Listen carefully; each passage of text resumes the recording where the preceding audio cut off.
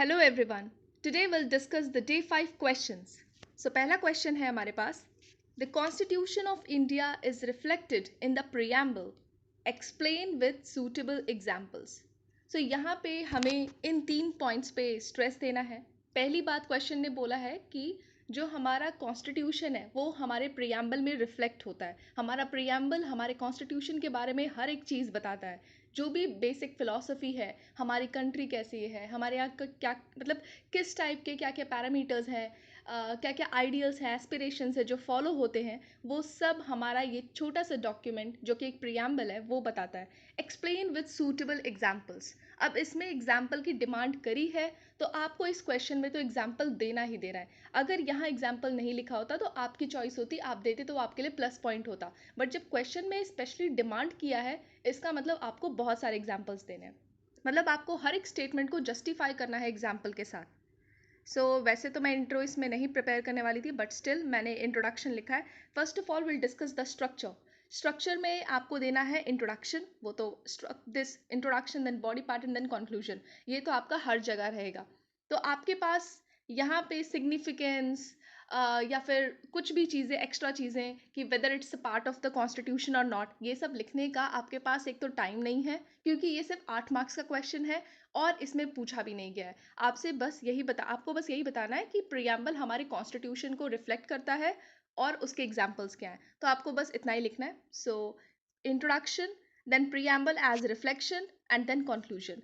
Conclusion में आप जैसे कुछ लोगों ने एन ए पालकीवाला जी को कोट करा है, आप के सी वेयर को कोट कर सकते हैं, के एम मुंशी को कोट कर सकते हैं, तो आपके पास बहुत सारे ऑप्शंस हैं।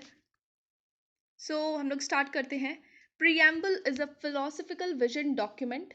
मतलब आप यहाँ पे कोई भी इंट्रोडक्शन फॉलो कर सकते हैं, मैंने अपने लिए यही करा है जनरली, और बहुत सारे इंट्रोडक्शन है, काफ़ी लोगों ने अच्छा इंट्रोडक्शन लिखा है। Preamble is a philosophical vision document which embodies the basic philosophy of the Constitution and is the reflection of the aims and objectives of the resolution which was moved by our first Prime Minister Jawaharlal Nehru.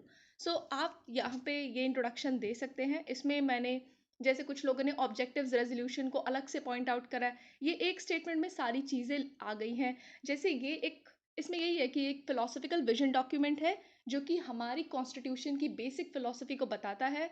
ये हम जो भी मतलब हमारे thoughts थे या dreams थे या एस्पिरेशंस हैं उन सबको बताता है, and is the reflection of this objectives resolution which was moved by Jawaharlal Nehru बोल दीजिए या फिर our first prime minister Jawaharlal Nehru ji.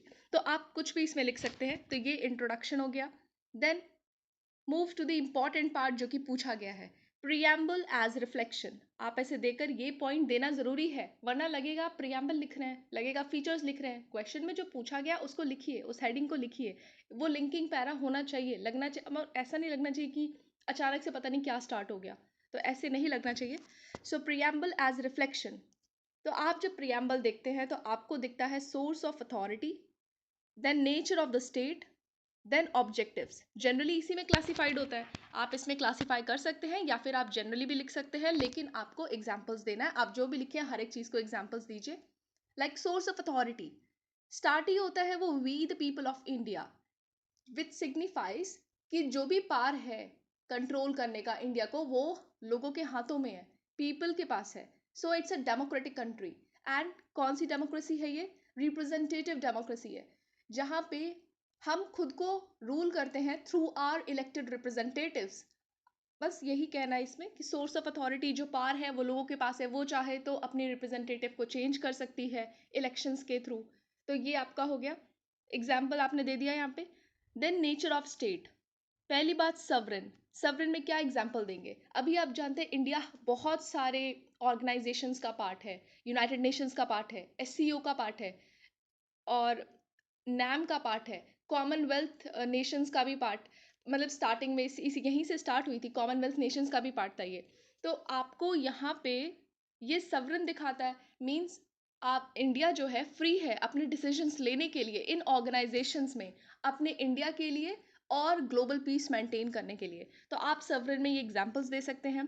Socialist है, क्योंकि हमने काफ़ी सारी डीपीएसपीज अडॉप्ट करी हैं जो कि लोगों के वेलफेयर के बारे में बात करती है, कंट्री के वेलफेयर के बारे में बात करती है। You can give few examples here. Then secular है, बिकॉज हमारे फंडामेंटल राइट्स में आर्टिकल 25 to 28 बताता है कि हमारी कंट्री किस तरीके की है. You have the freedom of this religious affairs. आप अपने रिलीजन को फॉलो कर सकते हैं, प्रोपोगेट कर सकते हैं. Then it is democratic because we have regular elections. Time to time elections होते हैं. People rule themselves through their elected representatives. We have this mechanism of universal adult franchise. हमारे पास ये है जिसमें 1 person 1 vote दिया गया है, इसलिए हम डेमोक्रेटिक हैं. देन रिपब्लिक बिकॉज हमारे जो हेड हैं डेट्स प्रेसिडेंट, वो इनडायरेक्टली इलेक्टेड है, वो हेरिडिटरी नहीं है, मोनार्कियल नेचर नहीं है हमारे इधर. देन आप उसके बाद ऑब्जेक्टिव्स लिखे या ना लिखे, आप डिफरेंट चीज़ों की तरफ भी जा सकते हैं. जस्टिस, इक्वालिटी, लिबर्टी, आपको हर एक पे एग्जाम्पल देना है. जैसे जस्टिस 3 तरीके की है. हमारे प्रियम्बल में बोला गया है social justice, political justice and economic justice. मतलब जस्टिस बोला है but it signifies all the 3. So social justice कैसे आ रहा है? डीपीएसपीज के थ्रू. दिस आर्टिकल 14 जो कि राइट टू इक्वालिटी बात करता है. देन पॉलिटिकल जस्टिस कैसे है? इलेक्शंस के थ्रू, यूनिवर्सल एडल्ट फ्रेंचाइज के through. Economic justice article 39B and C जो कि equal wages for equal work की बात करता है. और भी बहुत सारे पैरामीटर्स हैं इस आर्टिकल में, डीपीएसपीज में, जो इकोनॉमिक जस्टिस के लिए बात करता है. Then we have this equality of status and opportunity. Status कहाँ से मेंटेन होगा? आर्टिकल 17 से. This abolition of untouchability. And opportunity मतलब आर्टिकल 16 बात करता है इसका. कोई भी डिस्क्रिमिनेशन नहीं होना चाहिए. बस जो भी सेक्शंस हैं, वल्नरेबल सेक्शंस हैं, उनके लिए अलग से रिजर्वेशन की बात करता है. Then we have liberty. Article 19 में freedom of the speech and expression. 25 to 28 liberty, अपने रिलीजन को फॉलो करने की liberty. Then we have this fraternity जो कि फंडामेंटल ड्यूटी है हमारा to spread the brotherhood. Then we have this unity and integrity जिसमें आर्टिकल 1 है जो कि बात करता है India, that's the union of states rather than federation of states. सो ये यूनियन की बात करता है, यूनिटी की बात करता है. Then we have this single citizenship which promotes unity in this diverse country. Then you can, आपको अगर और भी कुछ याद आ रहा है इसके अलावा, वैसे 8 मार्क्स के लिए ये बहुत है, 8 मार्क्स के लिए बहुत है. Then we have this conclusion में आप लिख सकते हैं प्रियम्बल के बारे में, that it gives the bird's eye view to the entire constitution. And it मतलब आप इन दोनों में से कोई भी लिख सकते हैं, like it's the horoscope of sovereign democratic republic stated by K M. Munshi और the identity card of our constitution stated by N A. Palkhivala. तो आप कुछ भी इसमें लिख सकते हैं. The next question is Government of India Act 1919 and 1935 are the two major landmarks in the development of Indian Constitution. अब इसमें आपको इन दोनों एक्ट के माध्यम से बताना है कि ये दोनों एक्ट्स कैसे हमारे कॉन्स्टिट्यूशनल डेवलपमेंट में एक मेजर रोल प्ले करी हैं. तो आपको स्टार्ट करना है. आप इंट्रोडक्शन में लिख सकते हैं कि जो भी हमारा कॉलोनियल रूल था, काफ़ी सारे एक्ट्स लेकर आए for the benefit of the people, for the benefit of the British administration also. So आपको ये स्टार्ट करना है. And we adopted many of the provisions from these acts. So आप इंट्रोडक्शन में ऐसे लिख सकते हैं. पहले तो स्ट्रक्चर देखते हैं इसमें. और ये क्वेश्चन में पूछा गया डिस्कस में you are free to present your views. इसमें आपसे ये नहीं बोला क्रिटिकली एनालाइज या फिर आपको नेगेटिव पॉइंट देना है या कुछ भी देना है, आपसे कुछ नहीं डिमांड करा इसने. इसमें बस बोला डिस्कस. आपको जो सही लगता है आप लिखिए, लेकिन इस क्वेश्चन के अराउंड ही रिवॉल्व करना चाहिए. ये नहीं कि आप कुछ भी लिख दे रहे हैं. सो स्ट्रक्चर में पहले आएगा intro, then government of India act 1919 के प्रोविजंस और साथ के साथ कि हमारे कॉन्स्टिट्यूशन में क्या क्या हमने यहाँ से अडॉप्ट करा है जो अभी हमें प्रेजेंटली मिलता है. Then government of India 1935 and then conclusion. तो आप लोगों ने इसमें क्या करा है, प्रोविजंस लिख दिए हैं और बस खत्म. प्रोविजंस तो आपसे पूछा ही नहीं है. आपको ये शो करना है क्वेश्चन में कि ये हमारे कॉन्स्टिट्यूशन डेवलपमेंट में क्या क्या रोल करा है, मतलब कितना इंपॉर्टेंट है, कितना सिग्निफिकेंट है ये एक्ट, हमने क्या क्या अडॉप्ट करा है. More over government of India act 1935 से तो काफ़ी चीज़ें ली हैं. वो खुद एक बल्कि डॉक्यूमेंट था, इसलिए हमारा कॉन्स्टिट्यूशन बहुत बल्कि है. तो ये भी एक रीज़न है. तो आपको तो इसको ज़्यादा मतलब ये सब चीज़ें लिखनी थी इसमें. सो इंट्रोडक्शन में वही लिखना है कि कॉलोनियल पीरियड में बहुत सारे एक्ट्स लाए गए थे हमारे बेनिफिट के लिए, खुद के एडमिनिस्ट्रेशन बेनिफिट के लिए वो लाए थे काफ़ी सारे acts. And then you start with this that these acts played a significant role in the constitutional development. एक लिंकिंग पैरा होना चाहिए, ये लिंकिंग पैरा है. आप मतलब कि होना चाहिए that these acts played a significant role, or we can say are the major landmarks in the development of our constitution. Then you show this provisions of Government of India Act 1919 and uska role in the constitution development. ये heading दिया and then you start with this कि इसमें by cameralism का एक provision था और उसमें भी हाउसेस के नेम दिए गए हैं, उसको लिखिए. उसके बाद यहाँ पे बताइए कि लोकसभा राज्यसभा आजकल में मतलब हमारे कॉन्स्टिट्यूशन में इस नाम से ये हाउसेस जाने जाते हैं. इनमें भी जैसे पहले भी था कि नॉमिनेटेड मेंबर्स भी थे, इलेक्टेड मेंबर्स भी थे, सेम अभी भी है. नॉमिनेटेड एंड इलेक्टेड मेंबर्स हैं हमारे पास. ऑल्दो हमने एंग्लो इंडियन का जो प्रोविजन है वो अभी रिसेंटली रिमूव करा है, तो आप ये करंट फैक्ट्स भी डाल सकते हैं इसमें.